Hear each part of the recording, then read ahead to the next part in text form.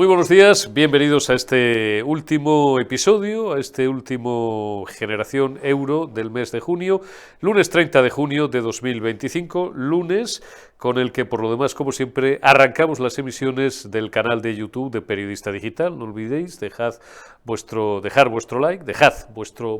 like y también suscribíos, si es que no lo estáis aún todavía, a nuestro canal, o si ya sois suscriptores pero no sois miembros y queréis serlo, queréis formar parte de la membresía de la gran familia de Periodista Digital, le dais a la pestaña de unirme y por menos de lo que vale café y medio, ni siquiera 2 cafés al mes, podéis tener acceso a contenidos exclusivos, a un trato preferente en los chats en directo de nuestros distintos programas o a la asistencia preferente también pues a cualquiera de las actividades que semestralmente, anualmente, pues vamos organizando en directo, programas, mesa redonda, etcétera. En los últimos meses pues tuvimos bastantes, llevamos algún tiempo sin hacer nada, pero a partir de septiembre, a la vuelta ya de vacaciones de verano, vamos a volver otra vez con fuerza también a programas en directo y con público. Todo esto y mucho más, si os hacéis miembros de la gran familia, ya veis, pulsáis la pestaña de unirme y ahí tenéis todas las indicaciones de Periodista Digital, miembro bronce o si queréis y lo estimáis oportuno y conveniente, miembro plata o miembro oro. Vamos a dejar descansar siquiera 24 horas, todo el asunto que nos ocupó y nos preocupó la pasada semana, nuestro vergonzoso y vergonzante papel insolidario y ridículo con nuestros socios de la OTAN y con nuestro aliado americano, que dista ya mucho de serlo, no de España, pero sí del actual gobierno, con los Estados Unidos, con Donald Trump, con la amenaza de esa guerra arancelaria y de esas penurias económicas o penalidades o dificultades económicas que podríamos sufrir simplemente por el empecinamiento y la estulticia de un dirigente que está ya, como reconoció el propio Felipe González, muerto políticamente. Y vamos a dedicar el programa de hoy, don César Sinde, muy buenos días, que se lo ha trabajado usted, con esas noticias no pequeñas ni muchísimo menos, pero noticias muy sectorializadas de distintos ángulos de la economía, pero que también contribuyen a hacernos la vida mucho más complicada y mucho más desagradable a los que ya por lo demás somos no votantes, pero sufridos ciudadanos y contribuyentes de esta administración rapaz. Tenemos un poco de todo, tenemos vivienda, tenemos permisos de construcción, tenemos subvenciones a ONGs, tenemos gentes que ya no pueden más y directamente liquidan su coche, les obligan a vender su coche. ¿Por qué? Pues porque no pueden aguantar toda esa normativa de la secta climática, aparte ya de la tremenda carga impositiva que supone pues tener un vehículo en propiedad. Exactamente, es la primera de las noticias que he seleccionado, la foto número 1. Omar, por favor, ahí estamos. Ahí estamos. Perfecto. Se vende. Es una noticia que lleva a la sección de motor del diario El Debate, de Iván Mingo, que es un periodista motor muy prestigioso y que siempre está al pie del cañón. Y dice eso, que millones de españoles que no pueden comprarse un coche nuevo van a ver limitada su movilidad por unas prohibiciones que ya se han llevado por delante a millones de coches que no tienen la etiqueta medioambiental de la DGT, la etiqueta soviética, como me gusta llamarla. Sí. En datos, la noticia de Iván Mingo lo resume muy bien. Dice que de las 150 ciudades obligadas por la ley de Pedro Sánchez, que esto es importante, la ley de cambio climático que obliga a crear las zonas de bajas emisiones, bien, pues según esa ley hay 150 ciudades españolas que están obligadas a crear esas zonas soviéticas de exclusión. A fecha de hoy, solamente 70 municipios las han creado y otros 80 no las han puesto en marcha. Entonces, por eso precisamente, ¿qué ha hecho el gobierno? Ha aprobado un Real Decreto por el cual se va a dejar sin subvenciones al transporte público a aquellos municipios que no hayan puesto en marcha las zonas soviéticas de bajas emisiones. Por tanto, una medida de presión para conseguir que los municipios que aún siguen dando libertad de circulación a la gente, pues dejen de hacerlo. En el caso de Madrid, pues en el caso de Madrid quedan 400.000 coches sin etiqueta medioambiental que son propiedad de madrileños residentes en la ciudad, que solo van a poder seguir circulando hasta el 31 de diciembre de este año. Se aprobó una moratoria por parte del Ayuntamiento de Madrid y a partir del 31 de diciembre esos 400.000 coches sin etiqueta de la propia ciudad de Madrid, de madrileños residentes en Madrid capital, no van a poder circular, los va a tener que o sacar de la ciudad o mandarlos al desguace. Y en la Comunidad de Madrid hay otros 500.000 coches sin etiqueta que ya no pueden acceder a la ciudad de Madrid por culpa de esta legislación totalitaria de Pedro Sánchez, que los ayuntamientos, por desgracia, están obligados a cumplir. Hay que recordar también que en España hay 8 millones de coches sin etiqueta medioambiental que no pueden entrar en las 70 ciudades que ya tienen en marcha las soviéticas zonas de bajas emisiones y que las 80 ciudades que tienen que ponerla en marcha pues esos 8 millones de coches sin etiqueta medioambiental que hay en España tampoco podrán entrar en su momento. ¿Y cuáles son las previsiones para los próximos años? Pues restringir, atención a esto, la circulación de los coches con etiqueta B amarilla y con la etiqueta C verde.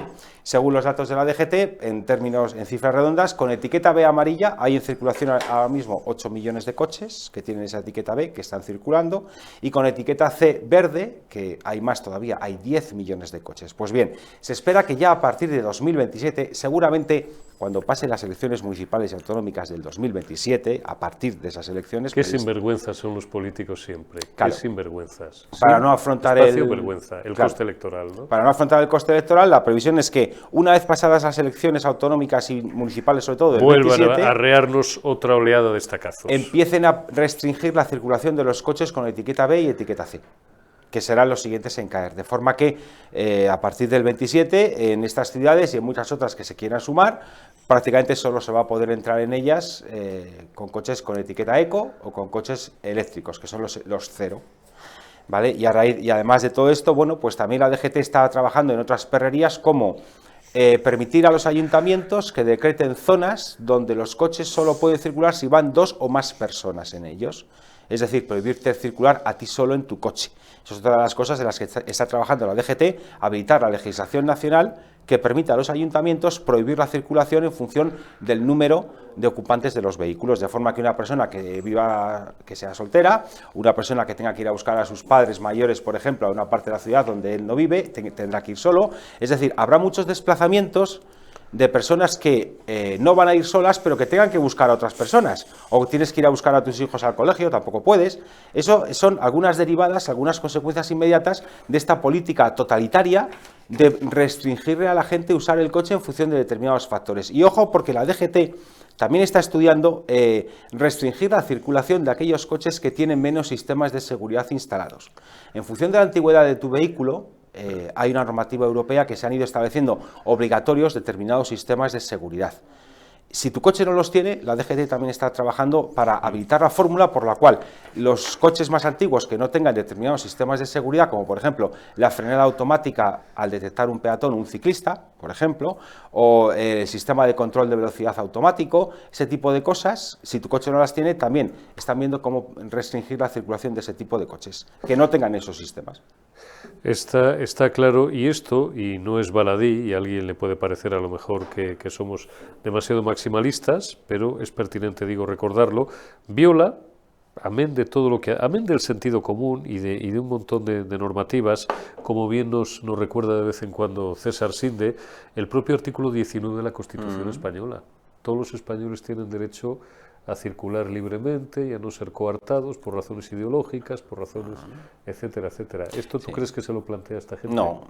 De hecho, mira, en Francia, hace ya unos meses, la Asamblea Nacional votó a favor de eliminar las zonas de bajas emisiones, recordando que son discriminatorias para la gente de menor poder adquisitivo que no puede comprarse un coche. Paradójicamente, pero es así. Claro. En segundo lugar, todo coche que tenga la ITV en vigor, que tenga el seguro de circulación, o sea, el seguro de automóvil al día y el impuesto de circulación como mucho al corriente de pago, cualquier coche que cumpla esas tres condiciones no debería tener absolutamente ninguna restricción para circular, porque de lo contrario se incurre en una inseguridad jurídica y se incurre en un daño a los propietarios de esos vehículos. Es decir, primero, la gente no ha hecho otra cosa más que comprar los coches que la Unión Europea y el Estado español en su día homologaron para poder comprar. Esos coches homologados por la Unión Europea y por el Estado español, de buenas a primeras, ahora no te dejan circular con ellos, cuando tú compraste algo que era legal. Por tanto, se deshomologa de forma retroactiva algo que tú has comprado y por lo que, por cierto, según un informe de Comisiones Obreras de hace ya bastantes años, los españoles pagamos de media 6.000 euros en impuestos cuando compramos un coche. Amén de los impuestos que pagamos, del impuesto de vehículos de tracción mecánica, el IVA de talleres y recambios. Y de las multas, que yo sigo con esa, yo porque no pago ninguna, pero con las multas famosas de aparcamiento que son inconstitucionales. También. O los parquímetros. O los parquímetros, me refiero a eso. En puridad, los parquímetros las zonas, no deberían ahora existir. la llaman la zona SEO, antes era la hora, tradicionalmente, ahora no sé cómo la se llama. zona SER es el servicio de estacionamiento robado. Esto es, servicio de estacionamiento robado. Claro, porque... Todos los ayuntamientos, del PP, del PSOE, de Izquierda Unida, que los hay. Zamora tiene un alcalde de Izquierda Unida, todos. Y hay ayuntamientos de Vox también, todos los ayuntamientos. Sí, porque los ayuntamientos no son los dueños de las calles, que yo sepa al menos, ¿de acuerdo? Entonces, no siendo los dueños de las calles, te cobran por aparcar en ellas. Un parking, subterráneo o en superficie, es una infraestructura construida específicamente para que tú aparques tu coche. Si a tu coche, estando dentro de ese parking, le ocurre, tiene desperfectos, es vandalizado o incluso es robado, el parking tiene responsabilidad legal sobre los daños o el robo que pueda padecer tu vehículo. Sin embargo, tú aparcas en la calle, te obligan a pagar y si le pasa algo a tu coche, el ayuntamiento no se responsabiliza. No tienen responsabilidad alguna. ¿Vale? Y las aseguradoras privadas, cuidado, depende de la policía Eso que es. tengas. Pero bueno. Y respecto al artículo de la Constitución que tú citabas, efectivamente, creo que es importante que lo digamos otra vez y de forma literal, para que se vea la salvajada que suponen las zonas de bajas emisiones, porque ese artículo 19 de la Constitución dice exactamente: los españoles tienen derecho a elegir libremente su residencia y a circular por el territorio nacional. Asimismo, tienen derecho a entrar y salir libremente de España en los términos que la ley establezca. Este derecho no podrá ser limitado por motivos políticos o ideológicos. Siempre que recordamos este artículo, o siempre que yo lo recuerdo por Twitter, me salta algún lumbreras que me dice: la Constitución dice que tenemos derecho a circular, pero no dice que tengamos derecho a circular en coche. Y yo siempre les contesto: tiene usted toda la razón. Es verdad, pero esto es como restringir el voto por correo, que sería una forma indirecta de restringir el derecho a voto. La Constitución no dice que tengamos derecho a votar por correo. Pero todo el mundo puede comprender que si restringimos o eliminamos, mejor dicho, el voto por correo, restringimos ejercitar el derecho a voto, porque hay muchas personas que cuando llega el día de las elecciones no van a estar en su circunscripción para poder votar y por eso votan por correo o porque lo quieren hacer así, ¿de acuerdo? Entonces, si eliminamos el voto por correo, indirectamente estamos restringiendo el derecho a voto. Pues lo mismo con el coche. En la medida en que 28 millones de personas en España tienen carnet de conducir y de esos 28 millones de personas, una inmensa mayoría usan el coche a diario, el coche es la herramienta con la que ejercen su derecho a circular, a moverse libremente. Entonces, si tú restringes el uso de los coches, indirectamente, estás restringiendo la libertad de circulación reconocida en la Constitución. O sea, esto hasta en parvulitos lo ven claro. Obvio, es obvio. Lo ven claro hasta en parvulitos. Es una obviedad. Vamos a avanzar un poco. Madrid duplica a Barcelona en permisos de construcción de viviendas nuevas hasta marzo. Ya hemos hecho referencia a este asunto, don César, en más de una ocasión, en más de dos y en más de tres, como Madrid, bueno, en este caso hablamos de construcción, hablamos de promotores, hablamos de liberar suelo, hablamos de hacer más viviendas en una palabra, podríamos hablar de cualquier otro ámbito de la economía, como Madrid es una ciudad friendly para el desarrollo, para el emprendimiento, para la creación de riqueza, y en este caso, bueno, Barcelona, Cataluña, pues está en el extremo contrario, es decir, de donde la gente no solamente no se da de bofetadas por ir, sino que, como los antiguos países del este, se da de bofetadas por salir corriendo. Sí, y bien que lo lamento, porque una parte tan querida de mi país, como es Cataluña, ¿vale? Pues bien que lamento lo mal que van las cosas allí, pero cuando ponemos las comparaciones muchas veces entre Madrid y Barcelona o entre Madrid y Cataluña, no es por catalanofobia, evidentemente, es porque en Madrid, al hacer unas políticas radicalmente contrarias a las de Cataluña, Madrid se ha convertido en la primera economía de España, mientras que Cataluña va cuesta abajo, económicamente hablando. Y bien que lo lamento, porque a mí como español no me puede alegrar que en ninguna parte de mi país, Cataluña incluida por supuestísimo, le vaya mal, ¿no? Pero esos datos de permisos de construcción de viviendas, de lo que veíamos de año, pues son muy significativos, porque en este primer trimestre Madrid ha sido la ciudad más activa con un total de 5.722 autorizaciones de obra nueva frente a 2.786 de Barcelona. Y en estos momentos Madrid está concentrando el 15,8% del total nacional de construcción de obra nueva. Y en el trimestre anterior hay que tener en cuenta que Madrid ya había incrementado las licencias de construcción de obra nueva en un 80% del total, en un 80%, con lo cual vemos que se está apostando por agilizar trámites para construir más, pero a pesar de lo que se está haciendo en Madrid, a nivel nacional, tenemos un problema, porque desde hace ya muchos años, desde hace por lo menos 8 años, en Madrid, en toda España, de media se constituyen 250.000 hogares. Es decir, 250.000 personas que necesitan una vivienda, ya sea porque comienzan una vida en pareja, se casan o se van a vivir juntos, o porque se independizan, ¿de acuerdo? Pero, sin embargo, la construcción de vivienda no pasa de 100.000. Por tanto, llevamos muchísimos años en los que hay un déficit de construcción de obra nueva de no menos de 150.000 viviendas para las necesidades reales del mercado. ¿Y esto por qué pasa? ¿Por qué tenemos tan poca construcción de obra nueva, que es a lo que hay que ir, y esto pasa en toda España? Primero, por una escasa recalificación de terrenos. Es decir, los ayuntamientos, todos, recalifican terreno para construir con cuentagotas, entre otras cosas porque eso mantiene artificialmente alto el valor del suelo y eso genera más dinero por plusvalía, por la venta de los terrenos. Eso en primer lugar, que hay que denunciarlo. En segundo lugar, hay un exceso de burocracia, porque desde que una promotora entrega las llaves de los pisos a sus compradores, han pasado 15 años desde que empezó a trabajar en esa promoción. Es decir, desde que el terreno estaba virgen, se reparceló, se construyeron los servicios de alcantarillado, de alumbrado, de pavimentación, de construcción de las calles, etcétera, etcétera, hasta que la constructora pudo empezar a trabajar, se hizo el edificio y se entregaron las viviendas. En España todo ese proceso son 15 años.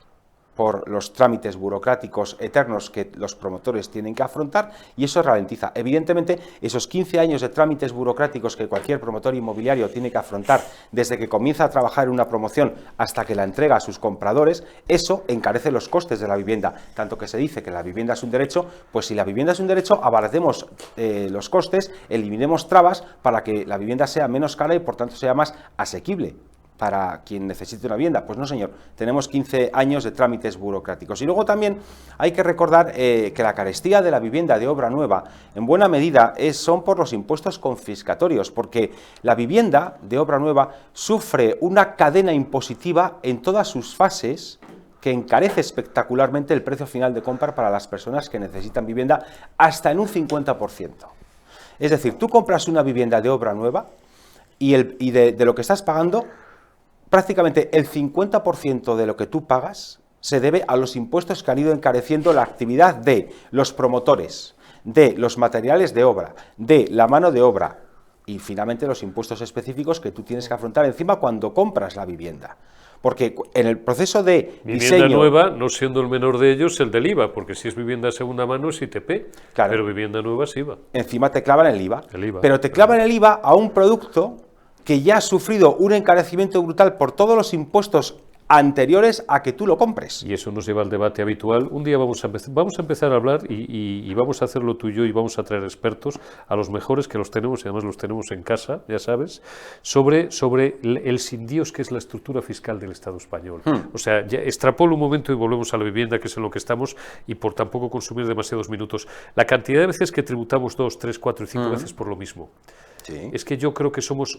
No se puede decir nunca el peor país del mundo, esto lo tenemos muy estudiado ya en fiscalidad internacional, pero si hay 3, 4 países en el mundo donde se duplica, se triplica, se cuadriplica la carga impositiva, tributamos por lo mismo, por no hablar de las herencias. Mañana, Dios no lo quiera, fallecen tus padres o fallecen los nuestros, tú heredas... Bueno, yo eso ya lo pasé. Tú eso ya lo has pasado, ¿sabes lo que es?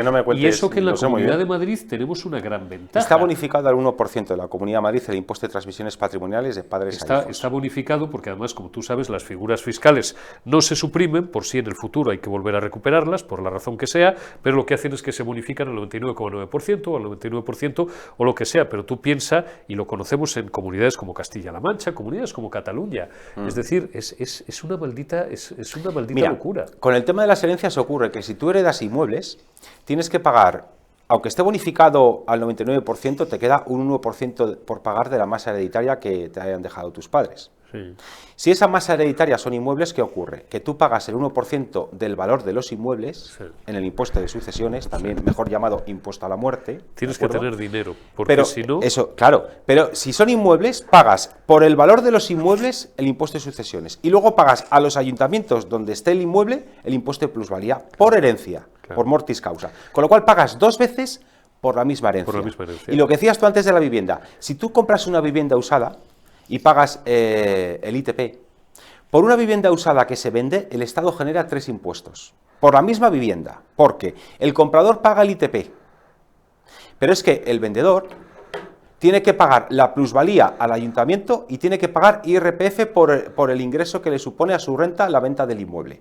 ¿De acuerdo? Y sobre todo, cuando hay ganancia patrimonial, es decir, cuando una persona vende una vivienda a más precio del que la compró, encima te lo penalizan todavía más en el IRPF. Hombre, porque tienes un incremento patrimonial que va a la base general de a tu base imponible y tiene que ir a tu marginal. Claro, pero, por ejemplo, cuando tú vendes tu vivienda para comprar otra vivienda, y por tanto seguir teniendo un techo bajo el que vivir, puesto que la vivienda es un derecho. Tienes que volver a tributar.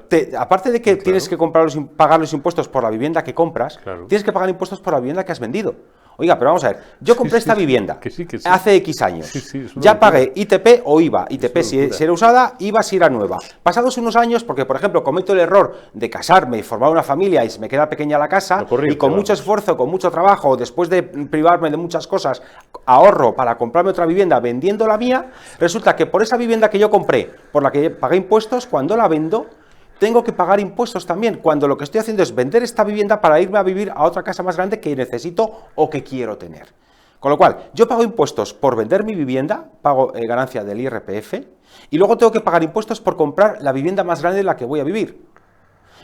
Con lo cual, encima tengo que pagar, cuando vendo mi vivienda, tengo que pagar IRPF y tengo que pagar plusvalía municipal. Aunque no la venda, o sea, aunque sea mi primera vivienda donde yo vivo, que la vendo para comprar otra e irme a vivir a otro sitio. 3 impuestos. Con lo cual, eso el que la vende. Pero es que el que la compra también tiene que pagar impuestos. Por tanto, de la misma vivienda estamos sacando 4 impuestos por la misma operación, por la misma compra-venta. Si esto no es sangrante, así se explica que el Estado recaude todos los años no menos de 55.000 millones de euros en impuestos a la vivienda. Solamente solamente por el IBI se están recaudando prácticamente 30.000 millones de euros al año. Que eso son las administraciones locales, porque es que aquí robar, he dicho robar, no sé si me he entendido bien, roba todo el mundo. Roban los ayuntamientos, roban las comunidades autónomas, recipendiarias de la potestad, o mejor dicho, potestativas de muchos permisos que son necesarios para cometer todo tipo de obras o todo tipo de historias y tal, y roba, por supuesto, el gobierno central. Vamos a empezar a hablar a partir, bueno, ya nos queda julio, en agosto nos vamos de vacaciones en Generación Euro, seguiremos teniendo, y os lo sigo recordando ya, refundiremos como todos los meses de agosto toda la programación en una sola, en una segunda dosis, que nos repartiremos pues entre Josué y yo normalmente, ¿no? Ya veremos cómo lo hacemos este año, y a partir de septiembre volvemos otra vez con todos los espacios de periodista digital, también con los económicos, las cosas del comer y Generación Euro, y vamos a empezar a tener una atención muy especial en la fiscalidad y todos los aspectos que convergen en ella. Hemos hablado, sin pretenderlo, porque ha surgido así, durante unos minutos, de la locura del sin Dios que supone la cantidad de tasas, de figuras impositivas que gravan, que castigan a la vivienda nueva, a la vivienda en propiedad, a la vivienda que se hereda, a la vivienda de segunda mano, a la vivienda en todas sus vertientes, y hablaremos de muchas otras. Muy rápidamente ya, César, dos pildorazos. Bruselas se planta ante las subvenciones a las ONGs. Sí, esto es una cosa que se ha aprobado en el Parlamento Europeo la semana pasada, por la cual... Y los comunistas enloquecen, claro. Claro, por la cual se va a dejar de subvencionar a presuntas ONGs que luego con ese dinero que hacen actúan como lobbies para promover que se aprueben determinadas políticas liberticidas, sobre todo en muchas ocasiones con la excusa medioambientalista, ¿vale? Entonces, a partir de ahora, esto ha sido una iniciativa que ha presentado el Grupo Popular Europeo, que lo ha apoyado otros grupos del Parlamento Europeo, en concreto ha sido Conservadores y Reformistas Europeos y Patriotas de Europa, junto con el Partido Popular Europeo, los que lo han presentado, para acabar con esa práctica pseudomafiosa y engañosa por la cual la Unión Europea da subvenciones a ONGs que actúan como lobbies, con los propios eurodiputados, hacen presuntos informes sesgados y con datos más que discutibles para justificar aprobar determinadas políticas, y es un círculo vicioso por el cual todas las políticas en contra, por ejemplo, de la ganadería, de la agricultura y de la pesca que se han aprobado, el modus operandi ha sido este. Hay un lobby muy destacado que se llama Eurogroup for Animals, lo diré bien, que es un lobby que hasta ahora estaba financiado por Bruselas para que promoviese esa adopción de leyes ideológicas en contra de, como hemos dicho, la agricultura, agricultura, la ganadería y la pesca. Leyes sin fundamento científico que encarecen y dificultan operar a agricultores, a ganaderos y a pescadores.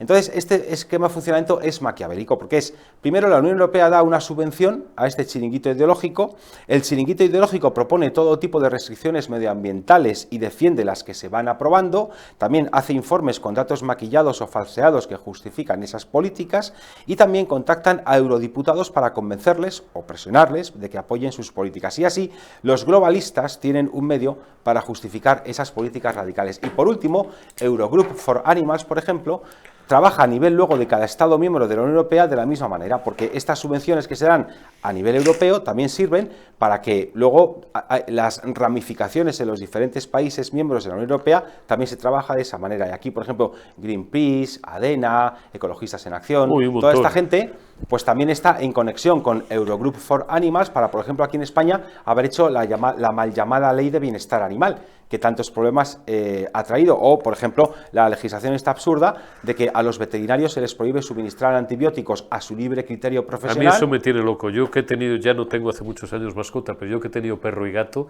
a mí eso me vuelve loco, macho. Me tiene loco. O sea, ¿y quién roba de ahí? ¿Quién pilla de ahí? Hablo por hablar, ¿no? ¿Quién presuntamente puede, voy a cambiar el término robar, que es muy duro, ya lo sé, ya lo he repetido varias veces, trincar o quedarse con algo por el camino, porque no, esto no se lo dé usted, déle esta otra cosa. Pues es fácil, ¿no? Dejad volar vuestra imaginación. Yo insisto los veterinarios no, desde luego. No, los veterinarios no, los veterinarios no voy, que son los mayores profesionales. Yo he tenido perrito y gatita durante 10 años y eso me lo sé, todo lo que se mueve alrededor. Un día hablaremos también de las farmacéuticas, hablando de otra cosa, ya de productos humanos como don César y un servidor. Se han manifestado en estos últimos meses en repetidas ocasiones los veterinarios pidiendo la derogación de ese Real Decreto. No les hacen ni caso. Que no les hacen ni caso, claro. Que les obliga a que cuando un perro necesita o un gato necesita, o cualquier mascota necesita un antibiótico, hay un listado de antibióticos de administración preferente, por el cual el veterinario tiene que darle ese antibiótico. ¿Y quién decide eso? Si no, ¿Quién hace eso? Eso ha sido el Ministerio de Agricultura, pero el Ministerio de Agricultura. ¿De Cultura?